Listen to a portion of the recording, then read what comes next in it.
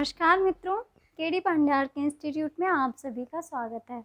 Friends, आज हम पढ़ने वाले हैं सांख्य कारिका के इम्पॉर्टेंट कारिका, जिसमें कि हम पढ़ेंगे आज कि प्रकृति किन 8 कारणों से दिखाई नहीं देती। वो 8 कारण कौन कौन से हैं जिसके कारण प्रकृति दिखाई नहीं देती। फ्रेंड्स, हमने आपको इससे पहले जो कारिका पढ़ाई थी उसमें पढ़ाया था कि प्रत्यक्ष प्रमाण क्या होता है, अनुमान प्रमाण क्या होता है और शब्द प्रमाण, आगम प्रमाण या आप्त वचन क्या होता है, ये हमने आपको पढ़ाया था। उसी के अनुसार इससे पहले आपको जो कारिका मिलेगी उसमें उन्होंने कहा है कि बहुत सारे जो हमारे परोक्ष पदार्थ होते हैं वो सामान्यतः दृष्टि से ही सिद्ध हो जाते हैं। सामान्यतः दृष्टि जो अनुमान का एक भेद है उससे सिद्ध हो जाते हैं। अन्य जो हमारे प्रमाण होते हैं वो किससे सिद्ध होते हैं?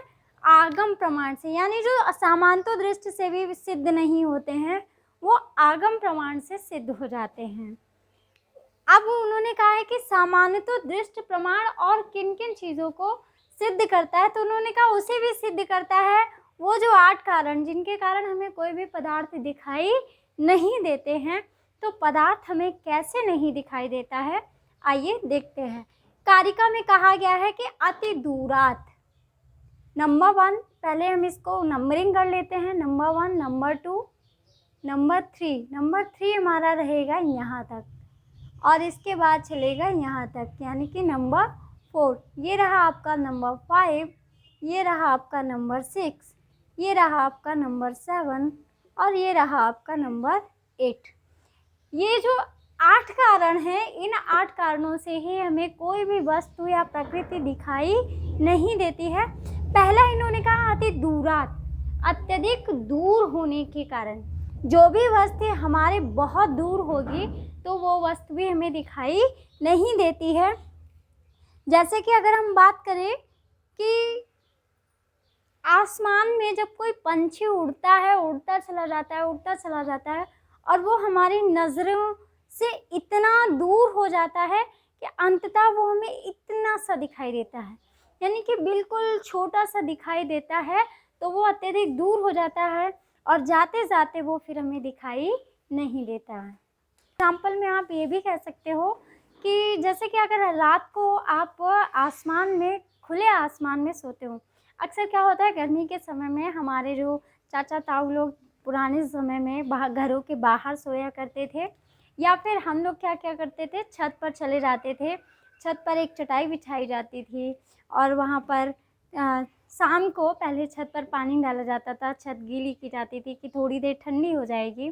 उसके बाद में फिर शाम को सब सोने जाते थे तो चटाई बिछाते थे और बारी बारी सबकी चटाइयाँ बिछ जाती थी, सब छत पर सब सोते थे। या फिर लोग घरों में अपने आंगन में खाट डाल के सोते थे।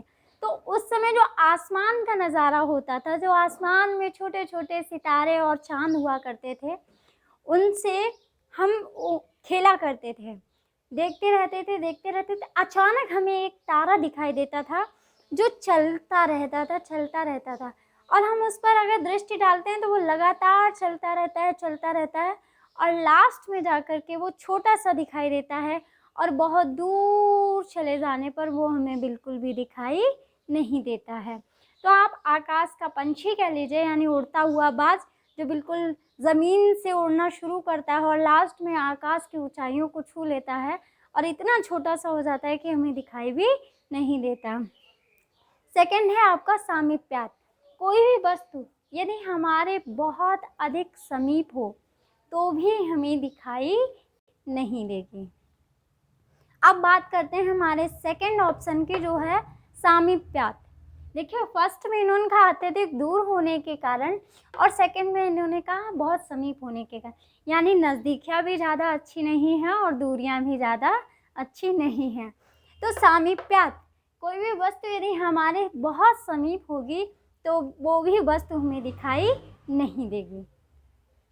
इसका जो एग्जाम्पल है जो हमारे तर्कशास्त्री देते हैं या हमारे दर्शन के प्रणेता लोग देते हैं, वो है कि आँख का काजल। जैसे अगर मैंने अपनी आँखों में अभी काजल लगा रखा हो और मैं अपनी आँख के काजल को देखने का प्रयास करूं तो बिना दर्पण के मैं उस काजल को नहीं देख सकती, या फिर बिना किसी अन्य उपकरण के भी वो वस्तु मुझे दिखाई नहीं देगी, यानी कोई भी वस्तु यदि हमारे बहुत अधिक समीप हो तो भी हमें दिखाई नहीं देती है। तीसरा जो हमारा कारण है इंद्रिय आघात, हमें सिर्फ यहाँ तक इसे तोड़ लेना है। इंद्रिय आघात ये हमारा तीसरा कारण है। इंद्रिय का आघात होने पर इन्होंने कहा कि यदि हमारी कोई जो इंद्रिय है वो नष्ट हो जाए, घात यानी कि नष्ट हो जाए, या उस इंद्रिय पर कभी कोई आघात हो जाए तो भी वो वस्तु हमें कभी दिखाई नहीं देगी। जैसे कि यदि कोई व्यक्ति आँख से अंधा है, कान से बहरा है, तो उनको श्रवण की चीज़ें और दृश्य की चीज़ें दिखाई नहीं देंगी। यानी जो आँख से देख नहीं सकता उसे क्या ये भौतिक संसार दिखाई दे सकता है? नहीं। यदि कोई कान से बहरा है तो क्या उसे हमारी आवाज़ सुनाई दे सकती है?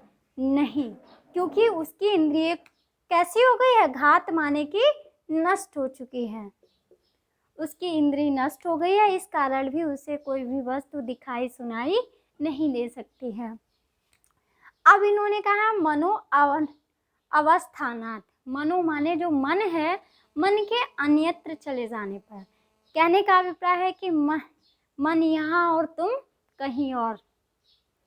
जब कभी ऐसा होता है कि किसी प्रकार की कोई टेंशन होती है या हम किसी सोच में गुम होते हैं तो हमारा मन अन्यत्र चला जाता है, हम अपने घर में ही रह जाते हैं और हमारा मन अन्यत्र चला जाता है। उस अवस्था में भी हमें वस्तु दिखाई नहीं देती। इसका बहुत अच्छा एग्जाम्पल इस समय हमारे पूरे इस लॉकडाउन में दिखाई दे रहा है कि हर कोई अपने मोबाइल में व्यस्त है और मोबाइल चलाते चलाते इतने ज़्यादा बिजी हो जाते हैं कि मम्मा अगर आवाज़ देती है तो सुनाई नहीं देती है। यदि हम उसमें अपना फेसबुक अकाउंट खोले हैं, व्हाट्सएप अकाउंट खोले हैं, चैट में लग गए हैं तो आसपास की चीज़ें हमें दिखाई नहीं दे रही। तो ये भी एक कारण है मनो अवस्थानात, इसके कारण भी प्रकृति हमें दिखाई नहीं देती या पदार्थ हमें दिखाई नहीं देते हैं। और अगर आपको बहुत ही सटीक उदाहरण देखना है तो आप जान लीजिएगा कि अभिज्ञान शाकुंतलम में शकुंतला का कुटिया के पास बैठा होना, विचार मग्नता की अवस्था में दुर्वासा ऋषि के बार बार आवाज़ देने पर उनका ना सुनना एक ये कारण कहा जा सकता है, क्योंकि उनका भी मन दुष्यंत के पास था, बैठी कुटी के पास थी और दुर्वासा ऋषि की आवाज़ देने पर भी उन्होंने उसकी ओर ध्यान नहीं दिया। अब पांचवा जो हमारा कारण है शौचम्याद, वेरी वेरी इम्पॉर्टेंट। यहाँ से आपका एक प्रश्न ज़रूर बनता है कि प्रकृति किन कारणों से दिखाई नहीं देती। तो बाकी कारण आप भले ही भूल जाएं, लेकिन एक ये कारण ज़रूर याद रखिएगा कि शौचम्याद अत्यधिक सूक्ष्म होने के कारण भी प्रकृति हमें दिखाई नहीं देती है। अब जब हम बात करेंगे सूक्ष्मता की तो आप देखिएगा कि यदि आपके घर में ऐसा कोई झरोखा हो जहाँ से सुबह सूरज की पहली किरण आती हो, या सुबह ही नहीं दोपहर में भी अगर आ जाए, तो उस झरोखे से आते हुए सूर्य की किरण में आप देखिएगा कि छोटे छोटे कण आपको दिखाई देंगे। जैसे आप मुट्ठी से उस प्रकाश को पकड़ने की कोशिश करोगे तो वो आपकी पकड़ में नहीं आएंगे, लेकिन आपकी दृष्टि को वो दिखाई देते हैं और अंततः आपके हाथ में कुछ भी नहीं होता। तो आप कह सकते हो कि अणु इत्यादि जो भी होते हैं वो सूक्ष्म होते हैं और इसलिए हमें दिखाई नहीं देते हैं। तो जो हमारे अणु और परमाणु होते हैं वो अणु और परमाणु अत्यधिक सूक्ष्म होने के कारण हमें दिखाई नहीं देते हैं। अब बात करते हैं व्यवधानात, जो हमारा छठा कारण है व्यवधानात। इनका व्यवधान हो जाने पर भी यदि हमारे दृष्टि में किसी प्रकार का व्यवधान हो जाता है तो भी प्रकृति हमें दिखाई नहीं देती है। व्यवधान किस तरीके का? अगर हम व्यवधान की बात करें तो जैसे यदि आप अपने कमरे में बैठे हुए हैं और पास वाले कमरे में पास में भी आपका एक कमरा है, तो उस कमरे में बिना किसी के आवाज़ दिए आप ये नहीं जान सकते कि अंदर कौन कौन है, क्योंकि आपके और उस कमरे के बीच में क्या है? एक दीवार है और उस दीवार के बीच में जो फ्रेंड्स अगला जो हमारा कारण है वो है कारण हमारा व्यवधान होने के कारण। ये हमारा छठा कारण है। अब व्यवधान कैसा होता है? व्यवधान इस तरीके का हो सकता है जैसे आप अपने एक रूम में बैठे हुए हैं, दूसरे रूम से आप खटपट की आवाज़ सुन रहे हैं। उस रूम में कौन है ये आपको ज्ञात नहीं है। क्यों? क्योंकि आपके और उस रूम के बीच में क्या है? एक दीवार है, और उस दीवार के बाद कोई व्यक्ति है जो आपको दिखाई नहीं दे रहा है। इसलिए यदि किसी प्रकार का व्यवधान होता है तो भी वस्तु आपको दिखाई नहीं देती। तो यदि हम लौकिक एग्जाम्पल की बात करें, लौकिक एग्जाम्पल में आप अगर जोधा अकबर जो सीरियल आता था वो देखते होंगे, तो उस जोधा अकबर सीरियल में देखा होगा कि जब शहंशाह दरबार लगाता था, राजा अकबर जब दरबार लगाता था, तो वो दरबार में बैठता था और एक साइड में पर्दा पड़ी होती थी। उनकी सारी राजमहिषियाँ यानी जितनी भी उनकी रानियाँ होती थी वो सब बैठती थी। तो उन लोगों के बैठने के स्थान पे एक पर्दा डाल दिया जाता था और उस पर्दा के कारण उन लोगों को कोई भी देख नहीं सकता था, यानी कि ये भी क्या था? एक व्यवधान था। तो जब कि हमारी नज़रों के बीच में कोई व्यवधान हो जाता है तो हम अन्यत्र वस्तु नहीं देख सकते हैं।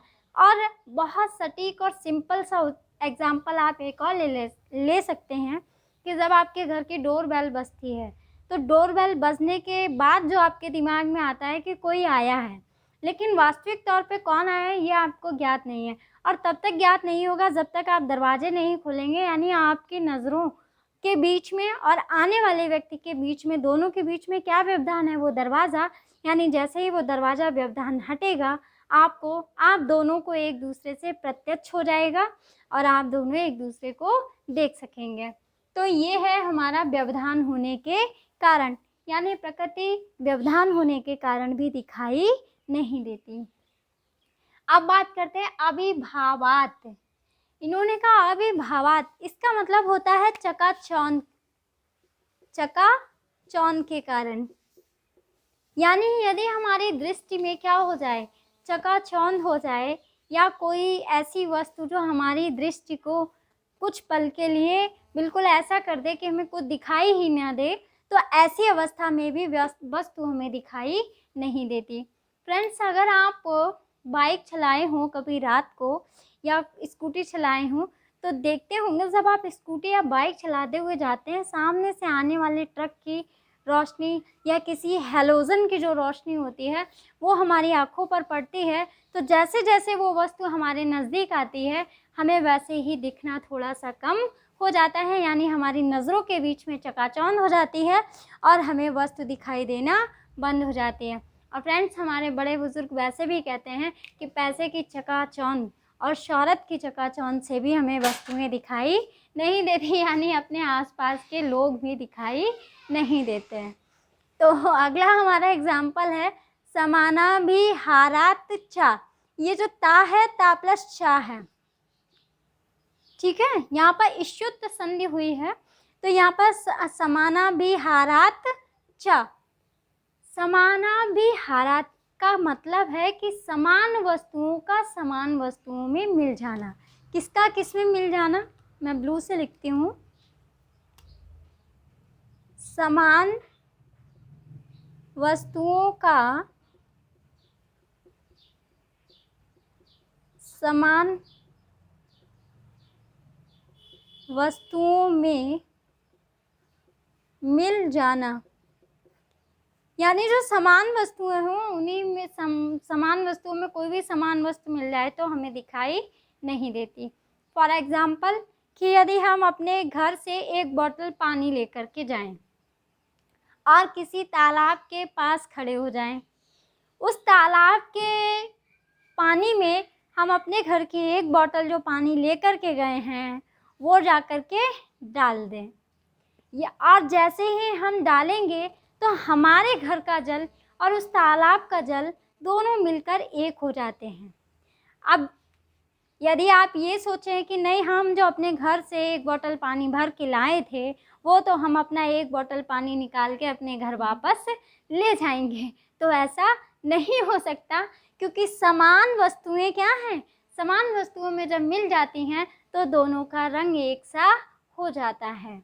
जैसे यदि आप पेंटिंग करने जा रहे हो तो आपको काले में काला रंग मिला दीजिएगा, कहिएगा नहीं ये हमारा जो पुराना वाला काला रंग था वो हमें अलग करना है, जो नया वाला रंग था वो अलग करना है।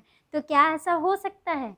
नहीं हो सकता, क्योंकि समान वस्तुओं में मिलकर अपना ना तो रंग बदलती हैं और ना ही स्वरूप बदलती हैं। तो प्रकृति इन 8 कारणों से हमें दिखाई नहीं देती, या जो हमारे इस भौतिक जगत के पदार्थ हैं वो भौतिक जगत के पदार्थ हमें 8 कारणों से दिखाई नहीं देते। ये 8 कारण हैं अति दूरात। पहला है सामीप्यात, इंद्रियाघात, मनोअवस्थानात, स्वच्छम्यात, व्यवधानात, अविभावात और समानाभिहारात च। तो फ्रेंड्स, ये आपकी बहुत इम्पोर्टेंट कारिका है और इस कारिका से आपका कोई ना कोई प्रश्न ज़रूर बनना है, या फिर आपसे पूछा जा सकता है कि प्रकृति की जो स्थिति है वो किस शब्द से दर्शाई गई है। तो स्वच्छम्यात, सूक्ष्म होने के कारण, यानी प्रकृति है ये हम मानते हैं लेकिन दिखाई क्यों नहीं देती?